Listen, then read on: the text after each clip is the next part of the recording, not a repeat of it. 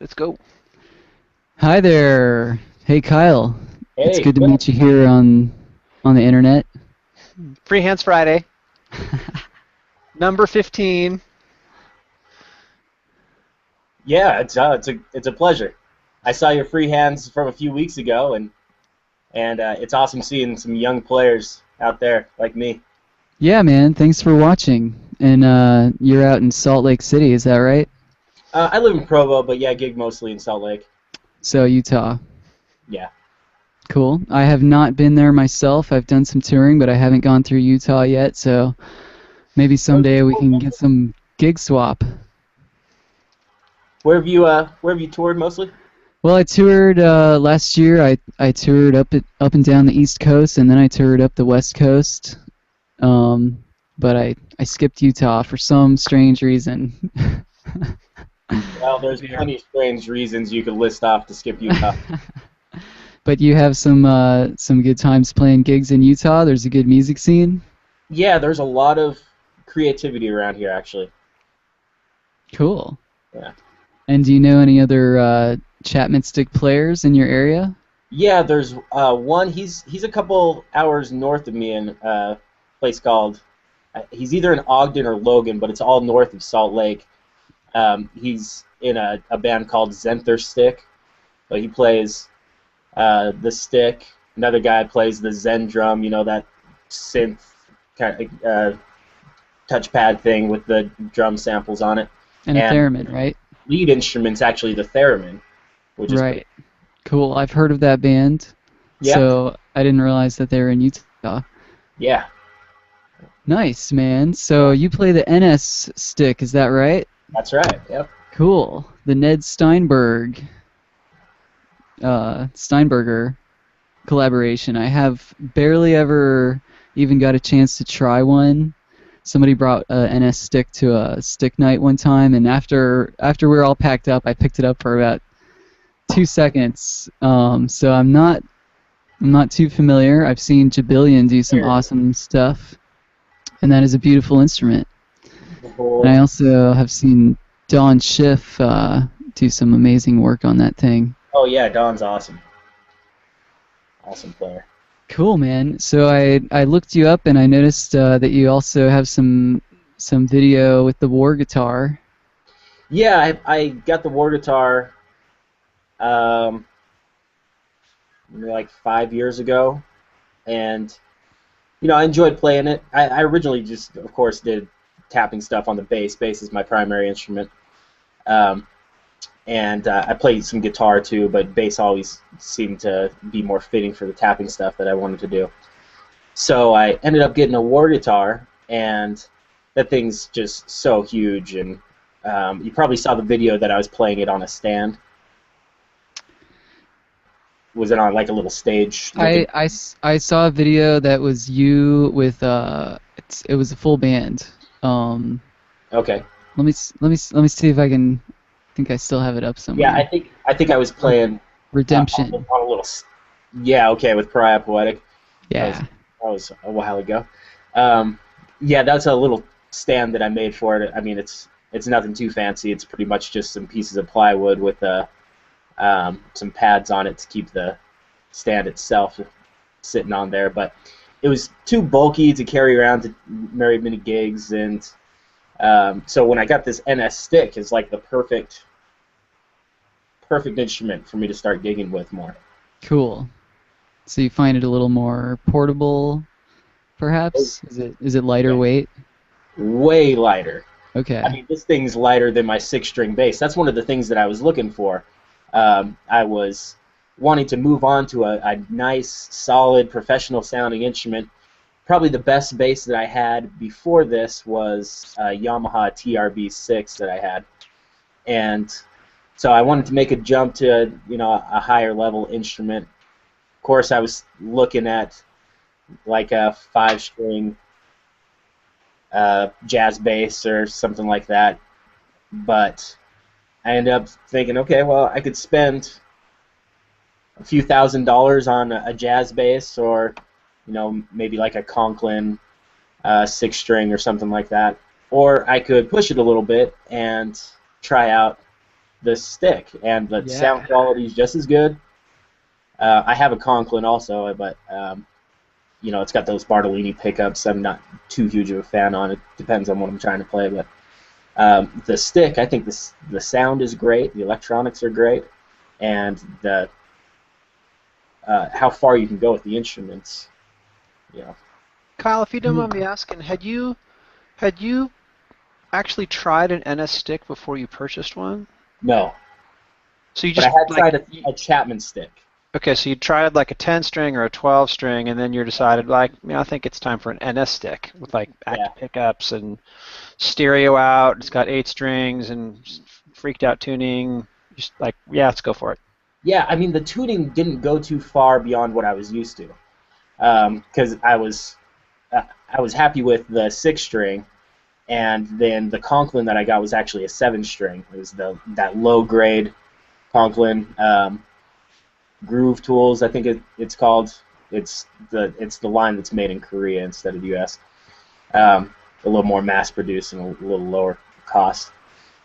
But I did play a Chapman stick, the 10 string, and the tuning it threw me off quite a bit, and so when I did some research on the NS stick, I was kind of up in the air about either the 8-string stick bass or the NS stick. I thought the NS stick looked cooler and lighter weight, great for gigs. So I ended up going with that.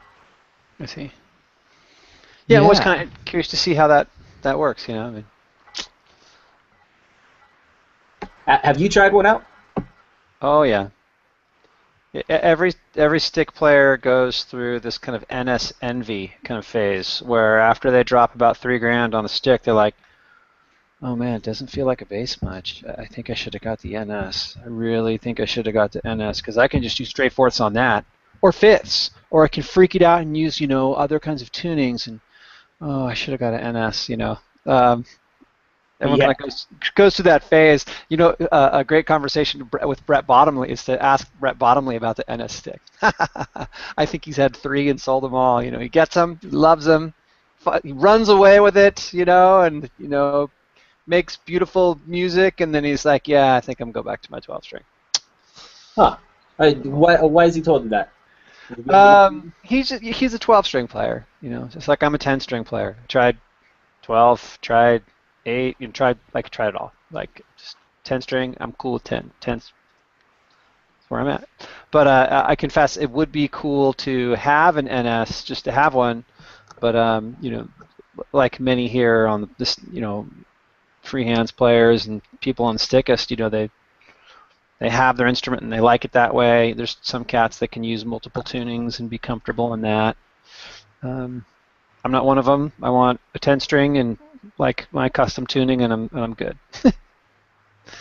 Anyways, it was fun to see. I love that you just like went for it. You're like, hey, you know what? I can play bass. I can do this. This is easy. What I need is an NS stick. I think that was kind of cool. Yeah. Did you order yours? I mean, did you like? I want a white one. I want it like this way. I want that wood. Like, did you like? Yeah, I did. I bought a new one. I didn't get it used, so I picked out all the specifics on it. Nice. I chose the maple because Emmett suggested that would be the best for the climate that I live in, the elevation and the sway in temperatures throughout the year here in northern Utah. Right. Yeah. What is the altitude of where you're located?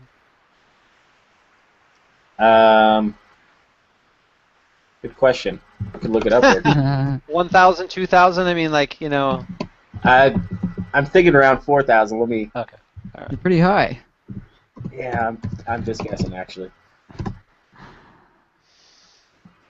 Kind of different from Florida and from Temecula, probably Chicago too. It's 4774. Okay. So that's pretty close. Heck yeah. So Kyle, What's I up? want to ask you about yourself. That video that I checked out is kind of a prog rock full band scenario. Is that what you usually do in your musical life? Well, that's the main band that I play the stick in. Cool. we don't gig quite as much as a couple of the other bands that I'm in. Um, our fans tend to like a little more sparse gigs, and it's not as much the bar band dance music that you can play every weekend like in a couple of the cover bands that I'm in. So we try and play about once a month, but it's my main creative outlet. It's the one that I have the most influence in the writing. The guitarist and I have the strongest influence in the writing, and of course the drummer and the singer slash sax player Neil. They all have the influence. Also, we write more as a full band. Cool. And you play the NS stick exclusively in that band, or do you pick up other instruments once in a while for that particular project? It's just been the NS stick on this last album. Cool. We replaced the drummer, and before that, I was just playing my 6-string bass. So when we got the new drummer, I just made the full switch over to the NS stick and kind of started from scratch with them. Cool. And so how would you describe your usual role in that band? You're probably playing the bass lines, and are you doing more than that? Do you incorporate, are you doing a lot of tapping? Because I know the NS is also good for plucking and slapping. Yeah, I mean, I'm definitely the bass player in the band. Yeah. If there comes a part where I feel like it could fill out a little bit, or I could do some harmonies with Marshall, the guitar player, or the sax player, then I do that. Or if Marshall's going to take a solo and he wants some backup, I'll play some chords along with it. Just more when it feels appropriate. That's part of what I like so much about the NS stick compared to the grand stick or the 10-string stick is, a lot of the time I know I would feel obligated to do more tapping on a grand stick, especially because of the tuning on it. But having pretty much a 6-string bass here, and then those extra couple strings that I could do some little harmonies or chords along with, it's pretty awesome. And the last couple years, I've been playing it for a couple years now, and it's really given me some opportunities to expand as a player. Cool. And do you have any solo work on your NS stick? Do you do any of that? I don't at this point. I Okay. had a solo album just on bass, and we all know the great success of solos. So you did a solo album on bass, you said?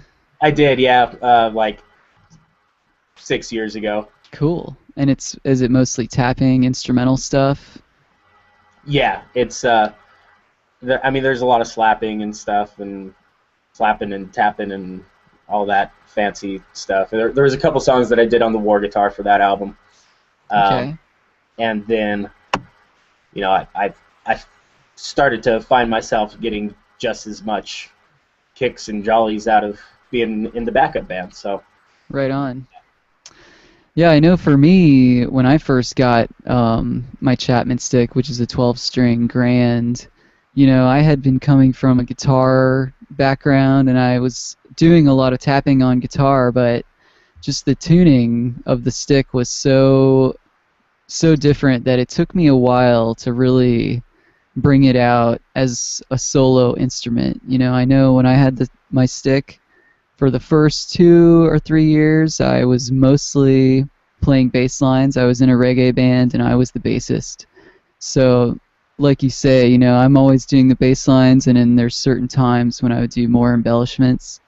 But it really helped me to get my grounding just on the bass side of the stick, which was the most alien to me.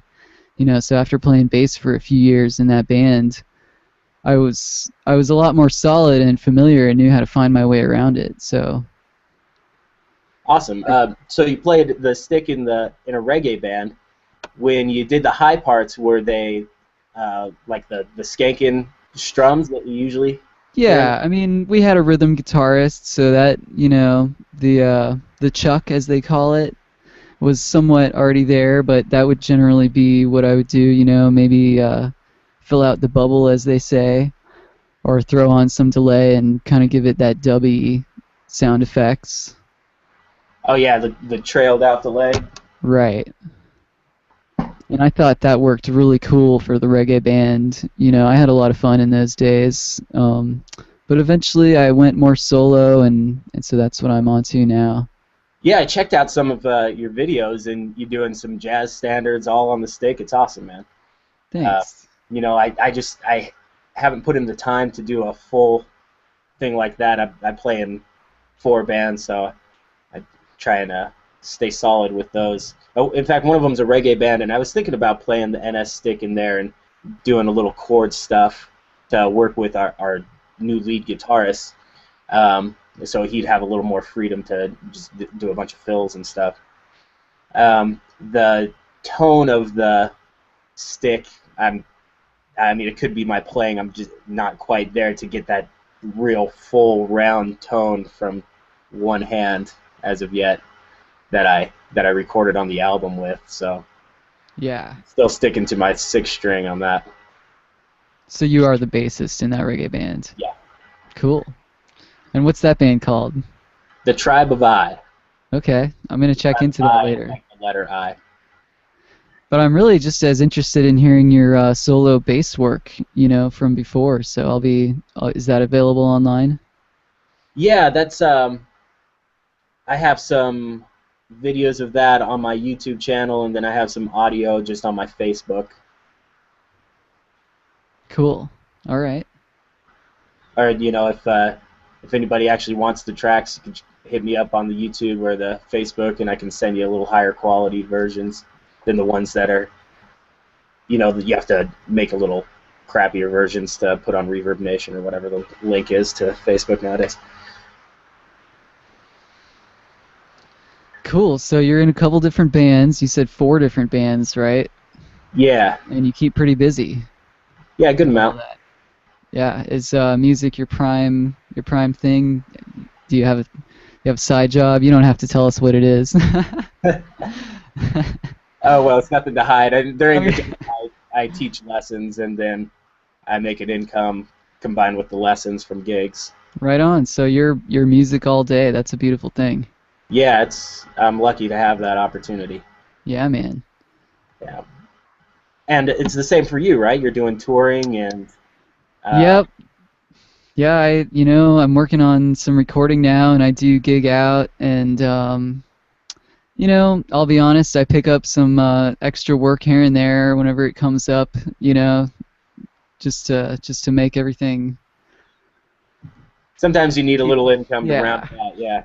But I haven't really been doing the lessons, and I feel like the lessons would be the one thing that could help to eliminate the other side work, But for one thing, there's nobody that's really looking for Chapman stick lessons in my area that I know of. Maybe I'm not advertising enough. I used to give guitar lessons, but these days I just don't even pick up a guitar often enough to feel like that's really what I should be teaching anyone, Well, yeah, So. There's a lot more guitar students than there are bass students, and there's, at this point for me, infinite more bass students than tapping instrument students around this area. So I always advertise it as, hey, if you want to learn a tapping instrument, maybe I could help you out with that, but nobody seems to respond quite yet. Right. The tapping instruments being such a new genre of instruments, it's still making its way inland. Yeah, and I have always felt that if I had a spare Chapman stick, that would possibly be something that would bring in more stick lessons from people who might just be curious but don't have an instrument yet. And that's part of the deal. It's really a leap of faith just to invest in the Chapman stick when That's very true. It's so hard to play one before you get it. The NS stick is going to probably popularize tapping instruments in general because it's such an easier transition from a 6-string bass that you can do tapping stuff on, uh, into getting into the whole tapping instrument world. You It's buff up approachable. strings and you got so many more opportunities there, but it's not too hard to grasp. You can wrap your mind around it, and if you want to continue on from there, you can check out the Grand Stick or some different tunings like through War Guitar, other private companies. And so, what tuning do you use on your NS stick? Is it the standard NS tuning? Yeah. So it's all straight fourths. Okay. So these 6 strings are like a 6-string bass. So B, E, A, D, G, C, and then a couple more fourths up from there. You got an F and a B flat. Cool. I was thinking about trying out the having the like on the guitar. So I guess this would be I think it's like a Gary Jubilian tuning, right? like an E to an A. I think that Gary Jubilian uses a similar tuning to that. So you'll see Gary pulling out kind of chords with his right hand and stuff like that on those higher registers, which is pretty cool. If you Yeah. keep your eyes on him and his voicings and stuff like that, he's a big proponent of that, and that'll be part of his coursework with the Free Hands Academy this summer. So, Oh, great. yeah. Yeah, I was checking that out. I was really wanting to fly out to Southern California and hit that up. Dude, I'm telling you, I already got a gig booked. once in a lifetime opportunity. Like I know I'm thinking about dropping that gig. Emmett Chapman, Bob Culbertson, Steve Adelson, Greg Howard to start, right? And then Kevin Keith, Alfonso Johnson for all you bassists, right? He's going to be there. Don Schiff and Gary Jubilian. So, I mean, like you've got the guy that basically probably set up your instrument, which is Gary Jubilian, who's like working in Emmett's living room, setting up NS sticks, and he's going to sit down with everyone that's an NS player. And I think that Phil and Dean are signed up this year. The first 2 people signed up for the Free Hands Academy, both NS players. Awesome. And he's going to we're going to take the strings off. We're just going to clip them right off and strap a new set on there. He's going to show you how to stare down the instrument, set it up, configure it. Oh, we lost him. He went to go cry because he's not going to the Academy. I'm kidding. I kid. There he is. We were talking about you. There we go. I see my Anyways, face. blah, blah, blah. Yeah, blah, blah, blah, Free Hands Academy. I'm just trying to make sure everyone is aware that it's uncommon to get this many Chapman stick players together. I'm also making a pretty hard sell right now to get Dale down from Canada. Dale, I want to say it's Latishire. I've said her name like 10 different ways right in front of her, and she's like, no. Ladoucière? And she's like, no. Like, don't just call me Dale. So like in kindergarten. we're going to try to get Dale down there, which would bring our number of instructors to 10, right? And then I'm also having conversations with Larry Tuttle, who's like an early adopter and an insane Chapman stick player. He's really, really good. If ever have you seen any of the Stick Night videos that you can get through Stick Enterprises, Larry is definitely represented, and he's very optimistic and very cool. We want to have him down for kind of like an informal kind of spotlight on him. So will it happen again in our lifetime? Hard to say. Certainly not with the cats from Stick Enterprises. I don't know how busy Emmett and Gary are going to be. And then also, when are we going to get Greg out from Virginia, or Steve out from New York, and Bob down from Northern California, all in the same place? So think about it. Oh, it sounds awesome. Long before I even bought the NS stick, I was doing tapping on the bass and checking out videos of other people tapping, and I, of course, come across the Chapman stick and saw Bob Culbertson play, and I was blown away in my teens watching Bob Culbertson. And he makes it look really easy. Yeah, he makes it look easy. got his videos nodding up and down. It's awesome. Oh yeah, I've seen him live a few times. He comes around to the Salt Lake Arts Festivals. Yeah. And then I checked out the Stick Enterprises website and saw a few other videos, with Don and some other people on there, and I was just blown away by this instrument. Had to save up for a while. ended up going with that war guitar. But glad that I came around to getting this NS stick. Do you still have the war guitar, or do you still use the war guitar? Or? I do. I play around with it. I just don't gig with it. I see.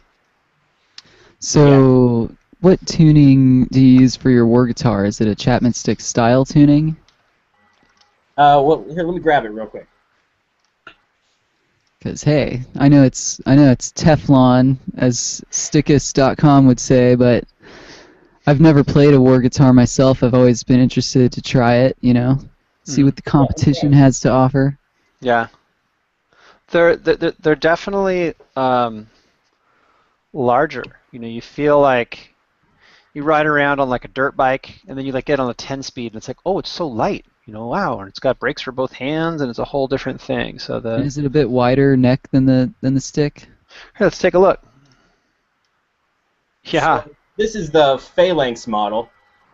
One of the things that appealed to me about this is that your left hand is on the side further away from your body, and your right hand is on the side closer to your body. So if you're going up and down, they don't conflict. Right. It's uncrossed. Yeah. Yeah. So the tuning that I have this in is a standard 6-string bass on this side, and then just an octave up on this side. Mm-hmm. So all fourths. Yeah. Straight fourths. Well, two sets of fourths. So B, A, D, G, C, and B, A, D, G, C. Cool. Interesting. So yeah, it's a 12-string, and it's kind of like a baritone guitar on the other side. Yeah, kind of. Yeah, like a baritone's fifth down, right? Right. Yeah, exactly. So it's That's not that third tuning on the third string. What'd you say there, Russell? I was going to say, why did you pick that model over their standard 12 with the cross tuning, or at least with the narrower neck? Well, there's two reasons.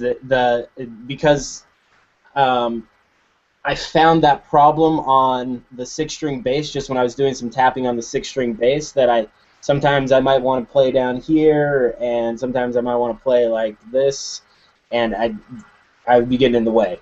And then also these two sets of tunings that are pretty much a 6-string bass here, and then just an octave higher from that, it seemed like it would be an easier transition into the world of tapping instruments just because of the tuning and the playability of it, and the tuning on the standard war guitar, that's pretty much the same as the Chapman stick. It was pretty intimidating to me, and so I didn't quite know what I was going to do with it. So is this the tuning you've always used on the war? Yeah. Yep. I was thinking about dropping the bass side down a full step. That way I could use that low B, because up here you have these pads that are, let me get that right in there. You have these pads, these dampening pads, but that way I could just hit the second fret and get a low B, but I didn't end up going with it. Hey, Kyle, can I ask you a favor? Can you hold up the two instruments next to each other so we can compare the width of the NS to the war guitar? It's uncommon that people have both of these instruments. Usually they have like a stick and a war guitar, yeah. So what looks to be almost like twice the width, huh? Yeah, you know what? Let me go grab my 6-string bass and compare that to my NS stick. Surprisingly, that was interesting to see. Russell, have you played a war guitar? No, I haven't. I don't know. I've never heard of anyone in the area with one. But I've always been interested, and actually when Kyle comes back, I was interested to hear what he has to say. Besides weight and size, what other differences? Yeah, he mentioned he wasn't crazy about the Bartolinis. I always thought the Bartolinis would be so appealing just because I know that I like the Active 2. When I played bass, when I was a bassist and a guitarist, I always used passive pickups. I didn't like them being artificially loud like that. But now that I play Chapman stick, I like having the active twos. Okay, he's back. Yeah. So that's So- your 6-string bass. Yeah, this was my main instrument here, this Yamaha, before I got the NS, and you can see the neck's pretty much the same width. Yeah. Can you like fold them like they're kind of like the strings are facing each other just to kind of for reference to just yeah, just like that, and then turn it kind of turn it towards us actually if you would. So like Uh, can you do that? Yeah, oh, there you go. Yeah, just like that. Okay, I'm kind of curious to see how that lines up. Okay, yep. see, it's not too Okay. far off. And the NS stick is actually lighter. So Kyle, did you have any issues getting used to the string spacing? Oop, are you still? Can you hear me? Yep, I got you. Did you have any issues getting used to the string spacing on the NS? Because from what I understand, the low 4 strings are further apart than the high 4 strings. You know what? I didn't even notice that until I really started messing around with the action. I played on it for a couple months, and it flowed really well. That says a lot for the design. That's cool. Yeah. Oh, it's an awesome design. When you look at it, you can definitely tell. You can definitely tell that the string spacing is different when you look at the strings there at the bottom. Pick it up a little bit to see the bridge, because that's where it's really obvious at the bridge. Yeah. Yeah, there you go. You can see the shadow of the strings. But it's not a hindrance whatsoever in the playing. Cool. The biggest change as far as the playability of the instrument when I was going from the just a 6-string bass was the low action, because I still had low action on my other instruments, but the low action on the NS stick along with the rapidly decreasing gauge of the strings in comparison to like a 6-string bass, you have to get a little used to touching it lighter when you're doing the plucking and things like that. I still have a little higher action overall on it. When I first got it, it was I had to wean myself into it, so I originally adjusted all the little Allen wrenches at the bridge, and then about a year later, I put all of those back because the truss rod just works so much better on this instrument. Put together very well. Yeah. You got that right. Yeah. So Kyle, do you have any sounds you'd like to share with us today? Any sounds? Yeah. So let me plug this back in.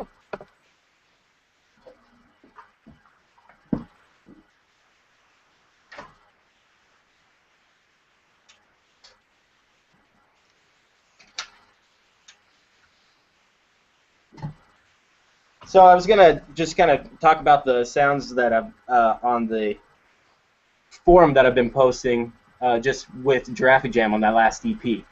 So the pedal board that I'm using here, see if I can get it in a shot. Wow. See There that it on is, there? man. Nirvana. Yeah, there's some sweet pedals on here. The M13 is the one that I started on with the high side of the stick, that line 6. And And which one is the M13? right here, this big The big thing. board right there. And while the distortions and things on at least this line 6 model aren't my favorite, the mod settings and the delay is awesome on it. There's tons of stuff that you can mess around. It's well worth well, I only paid a few $100 for it. I think they're like $500 new. And then you also have the expression pedal here that you can use with the wah or volumes and things like that. So on here, if you want you can go with the wah.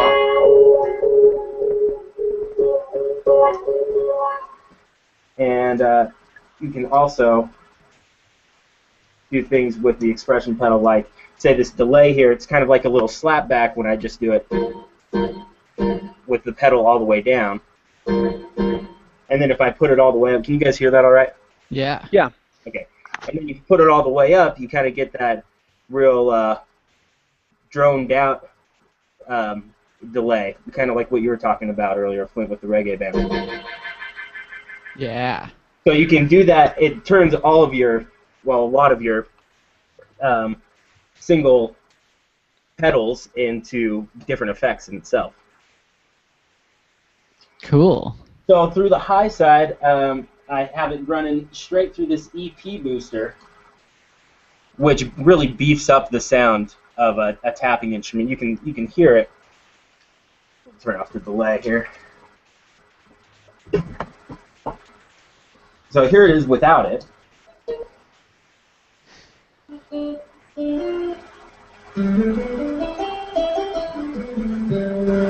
And then with it, it just seems to fill it out a little more and gives it a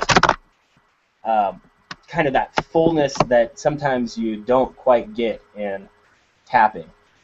You kind of get a real crisp sound when you're doing tapping, and that EP boost really helps with it.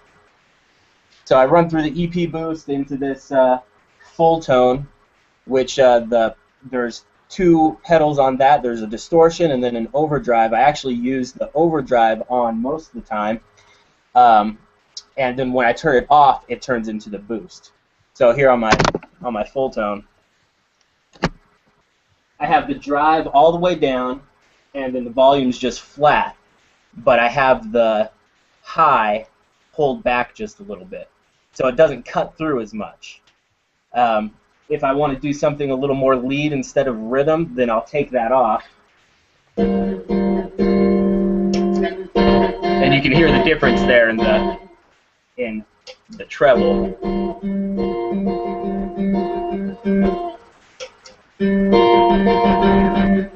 So that works really well for more of a lead part. And then the distortion, you get that extra boost there.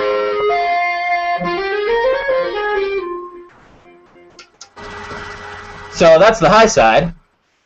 And then right here, I have a line 6 M5. Line 6 M5 that I run up my low side through. Low And Kyle, side.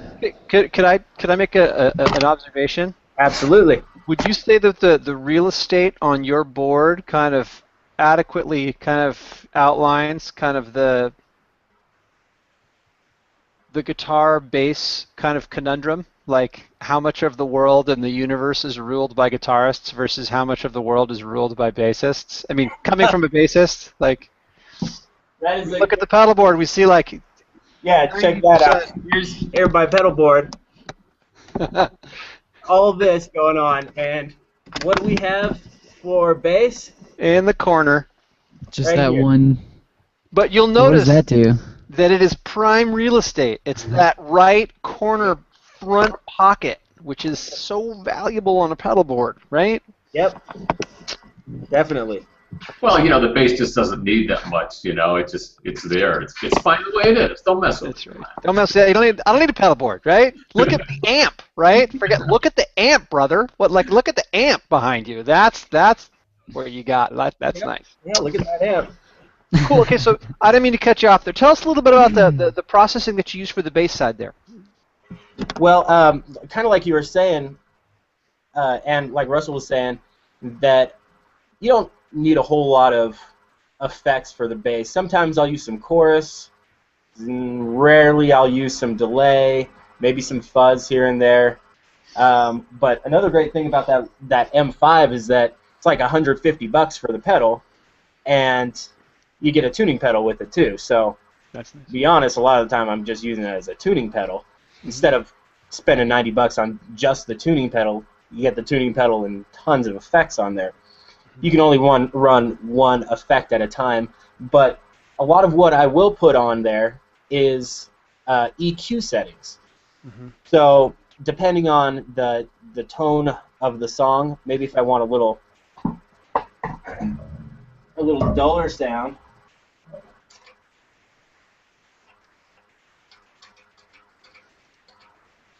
which I'm still trying to get the get the right sound out of the stick with the tapping for what I needed to happen. If you want more of a rock sound, then you can just tap it.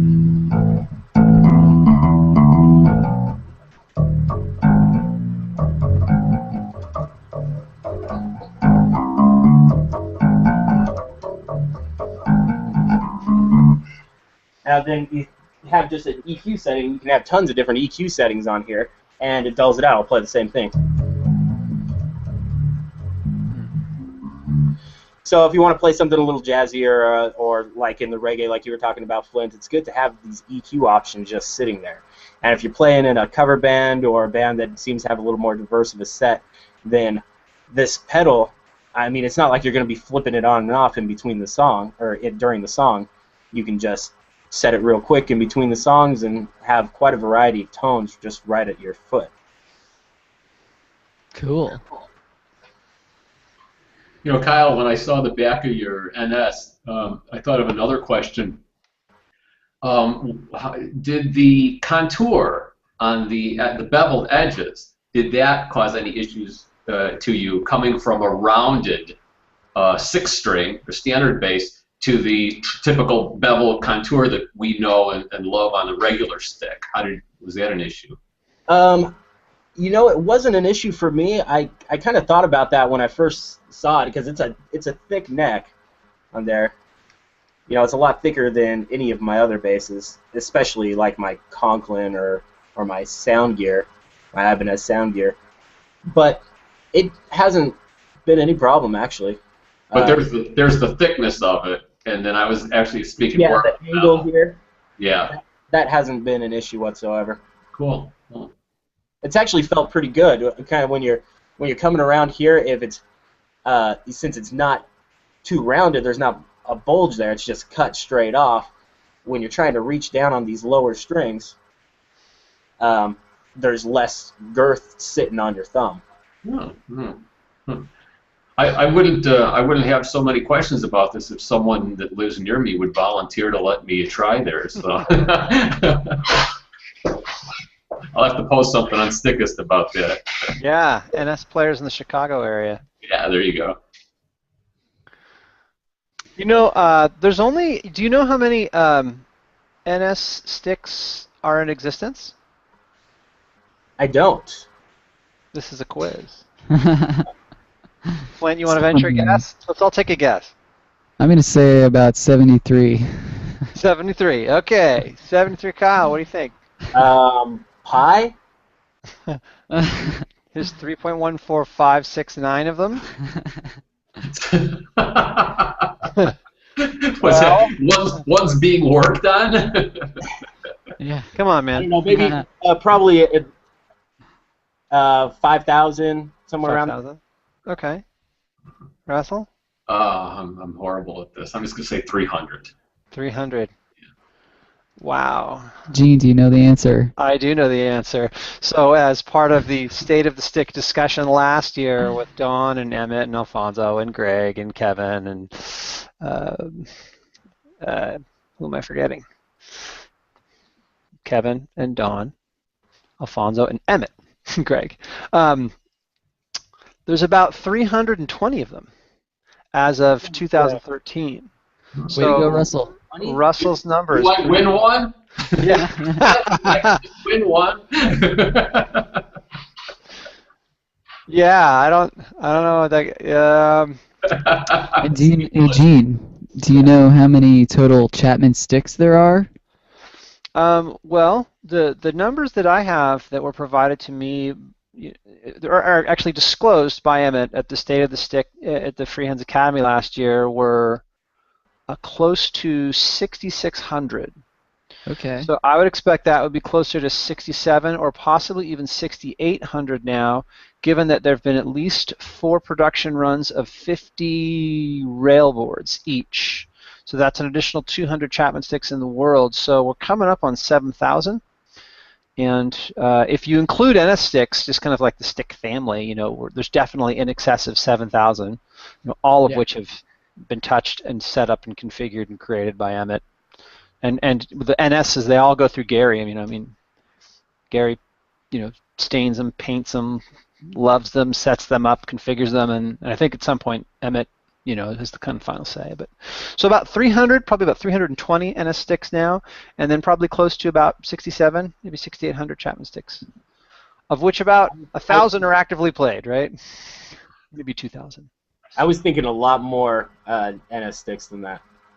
Yeah, man, you're in the minority. There's the NS is just waiting to just pop. As bassists start to see the opportunities with the NS, and guys like you in bands where it's like, hey, look, it's not just about freaking out and playing Bach inventions or whatever it is. It's like you can also play bass with it and have a great sound, and then when you want to, you can fill it out and do some fun stuff as well, right? You don't have to give up the bass gig, Yeah. So. I always was kind of blown away when people when I was a lot younger and I was playing my 6th string, people would be like, what do you need all them strings for, youngster?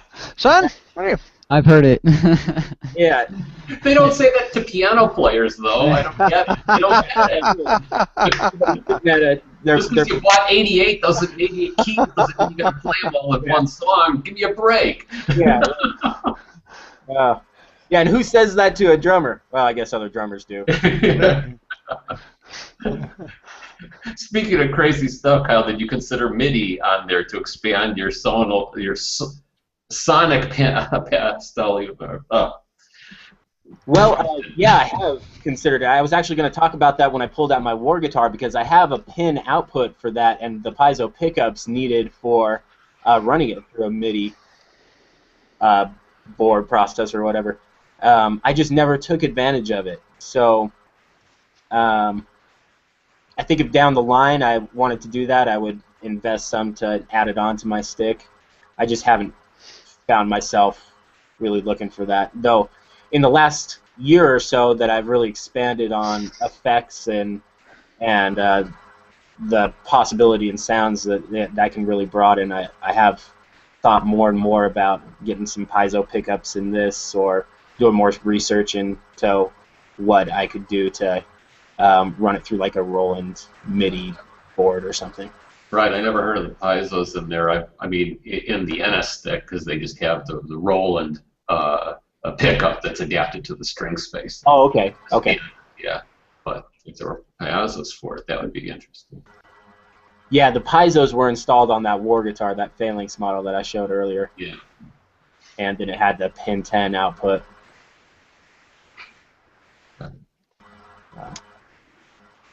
So, Kyle, any other cool topics you have in mind? Anything that you specifically wanted to talk about we haven't touched on yet? Nothing comes to mind. You've done a good job on getting me to say what I thought might have concerned one. I had a couple questions, if it's okay. Flint, can I jump in there? Please do. Okay, cool. So what are you've got a nice Ampeg amp there. Are you running both sides through the bass amp? Ampeg? Are you talking about this? Yeah, the bass rig there that I see kind of to your right. Yeah, is that what both sides are going through? That's actually my roommate's bass rig, that Heart. Oh, okay. So I don't use that. I use this right, the other side of it. Oh, there you go. Okay. There we go. So it's an SWR 115 cab, and then it's the Mark bass head. Mark bass. Okay, yeah. So right. I don't actually gig with this one. I gig with a Mark bass combo, which is a 115 combo. And the thing only weighs like 40 pounds. It's awesome. That's nice. So now, do you run, when you're playing stick with Giraffic Jammed, are you running both sides through the bass amp? No, I'm running my right side through that portion of the pedal board that I showed you and into this Fender Blues Junior right behind me. Oh, okay, okay. And then I'll run the low side through that Mark bass. Okay. Okay, so you're running two separate amps. Okay. Yeah, and it's but that's a great sound on stage.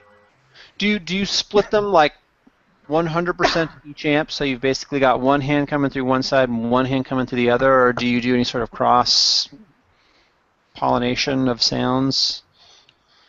Do you biamp at all? I mean, like, I'm not sure what the term is. Is 100% of your signal going to bass and, you know, like melody sides? Yeah, actually, when I was first trying out the stick, I was questioning that, like, how am I going to switch between just running all the strings through the bass amp, or, you know, you kind of have to choose to just do that, all the strings through the bass amp, or half and half. I see. Okay. Yeah, I was kind of curious to see how that works with people. Oh, Kyle may have lost Kyle again. He's frozen in time. Yeah, he'll have to Call join Doctor the Who. We need I the think time you grew up police. with that last question. Hey, he's back. Dude, if you don't want to talk about something, it's cool. Just, you know, like, I won't make any NS jokes, all right? Like, There we go. Was I the only one that dropped off that? yeah. Yes. Oh, what's going on? You're looking dark and mysterious now. Oh. And you can see yourself up. You just disappeared. Uh-oh. You were there twice. I think I just Alright. removed him from the call. Kyle McCann has been removed from this video, Kyle. Oh, that's so But- funny. But you're still here. Yeah, what? Kyle, can you hear us? So which one of you guys was real? Can you see me? I see you, Kyle. He's I not the can real see your Kyle, guys'- man. Does anybody else see Kyle? Yeah. This is the best Okay, Freelance well, Friday ever. Where's the Nothing Okay, well, like a little we'll just finish it technical up. But yeah, madness I to decided to make go your through Friday go by a little both the easier. amps Well, all the time. I that removed way, him from the call. well, initially it was I to didn't take mean to. some of the There load were off when two I was instances of switching him between there, all you know. the. So Hey, yeah. hold on, everybody. Hold on, because I'm hearing Gene and Kyle talk at the same exact time. So something is still weird. okay. But does everybody see Kyle? Yeah, I see him and hear him. I heard him and Gene talking at the same Okay. time. Okay. Okay, well, sorry. Now, Kyle, proceed. I think. Sorry, technical I think difficulties. Flint, I'm not sure what's going I on. can't hear him on the broadcast. So Gene can't hear. You can't hear him. Yeah, I can't hear Uh-huh. him, and that means that everyone else can't. So I Okay. think it's time to play us out, or to wrap up because we can't hear Kyle. So Flint, go Flint, ahead you and still give on there? Kyle. You want to have him relay a message through you to tell him that we're wrapping up. Is it? Are you sure it's not? You don't think it's going? You No, don't think it's not. broadcasting him? It's not. He's frozen, and Maybe we can just try kicking him out and bringing him back or something. we can. He can try rejoining. I'll eject him again. Okay, Kyle, are you hearing Gene? Oh, okay, now he's frozen. This can all be edited in post-production. No, I can't. We go straight to YouTube. So let's see if we This is can real add life, everybody. I'll add him again. See if we can get it going here. Send him another invite. Cool. I think it's fun talking about the NS. You know, it's always kind of in the back of my mind. I've always like, you know, if ever there was a moment where I just really didn't want to play bass on the stick, I really wanted to have that opportunity. And I'm sure you get an NS and then you realize it's just so much more than a bass. You know, there's so much more going on. You get both hands going. It's a whole different thing. It's kind of fun to hear other stickists talk about the NS. well, the thing that interests me at the NS is it has a different sound. There are similarities, but it has a different sound, and that has to do with the pickups and the tuning and the way the gauges are. The possibilities for different, you know, playing styles too. So. Yeah. Yeah, it's so similar and yet so different. You know, I know that a lot of people have asked the question about a 10-string NS. Like, could that ever happen? You know, and would the neck be too wide or something like that? So. And what would the purpose be? A 5-and-5 split? I guess so. Hmm. Yeah, I mean, like it kind of came up at the last Freehands Academy. People were contemplating it. So it looks like Kyle can't get back in. I'm talking to him on Facebook now. What are you gonna do? So Happy Friday, everybody. They're here. Thanks. So then, Russell and Flint, thanks for hosting it, man. It was cool to Hey, see you again anytime. And out here, man. Gene, I wanted to ask you, what do you think is the odds of ever getting Emmett on a Free Hands Friday interview? Well, we've talked extensively and on a number of occasions actually about having Emmett join us, and so um, turns out he's really busy, like always. So I and believe that's it. okay. That's cool. We understand how that I works. think maybe we need some volunteers to lighten the load and give him some free time. Yeah, I'm sure it's funny. I'm sure if people like, hey, we're accepting volunteers, there'd be like this exodus of people that were like, show Hey, me how to set this thing probably, up, and right? I want to use a custom pickup, and like whatever it Bring is. some interns in. Yeah, that'd be cool. That would be Well, cool. let's convince Emmett to come on Free Hands Friday because I mean, I can't think of any other video interviews I've seen with him except for maybe the documentary in the works. hmm There was one with Steve Adelson, but actually that wasn't on video. So we've pushed it out a couple times. We said we were going to maybe do May. We said we were going to maybe do June. It's probably looking like July. Um, June is all booked up for. So let's see. June is going to be all Canadian Chapman stick players, and so next week will be Dale, which will be great. And Dave Broski's going to lead the session on that, which is great. Dave Broski is starting to get requests now, so like people are like, I want Dave to lead the session. I'm like, okay, man, let's get out of the way. So, and then I think we're going to have Kevin Case on the 13th, and then I'm looking to get Jim Meyer and Jim Riley. So we're going back and forth on the 23rd. Or the 20th and the 27th. So that will kind of complete Canadian stick player June. And then July, we've got some options. So I will try to get Emmett on in July because Yeah. it'd be cool to get kind of an update on like the changes that were made to the rail board and maybe some stuff that he's working on and what's the climate at Stick Enterprises, Yeah.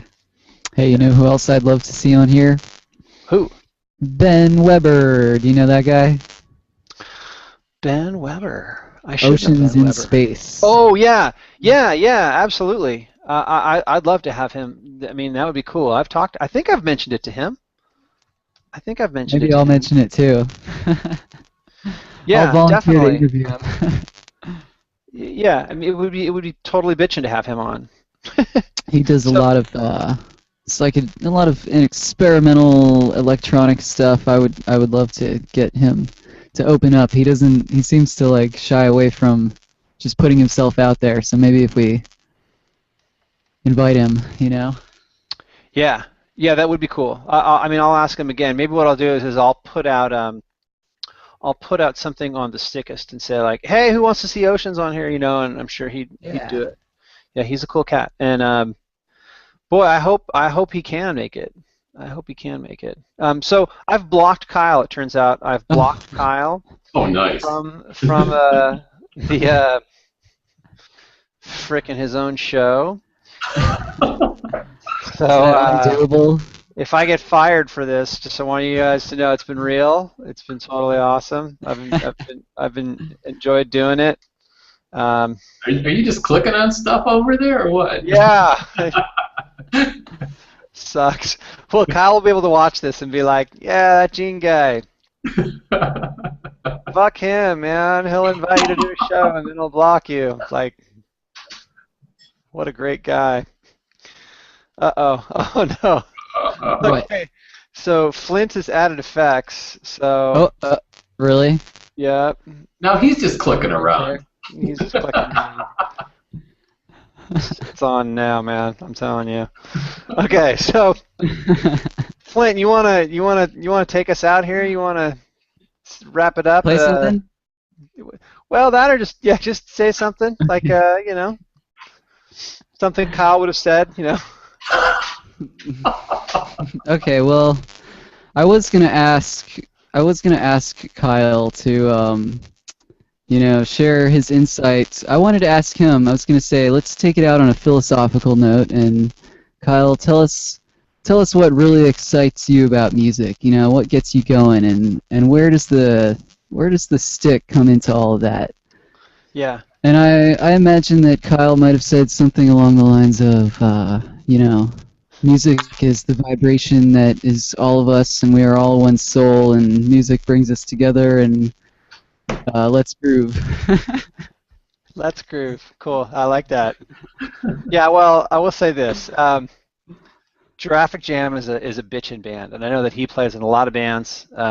Serious here, and that he's a fantastic player, and I was stoked to have him on. And obviously, blocking him at the end of it is kind of anticlimactic, but it will be fun to see what people think of the show, and certainly, check him out on Giraffic Jam. Do a search for that.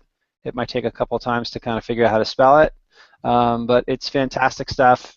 He's, you, Flint, and Kyle are kind of the next generation of stick players. So it's fun to see how you guys are operating in different capacities as soloists and in bands and ensembles and stuff like that, playing different derivatives of the instrument, but it's still exciting and new, right? Like the Love Boat. So I'm dating myself. Anyways, with that being said, thank you, Russell, and thank you, Flint, for keeping it real. We will see you here next week with Dale and Dave Broski for Freehands number 16. Happy Freehands Friday. Hey, thanks. You See you too. guys. Thanks. All right. Peace. Bye, guys.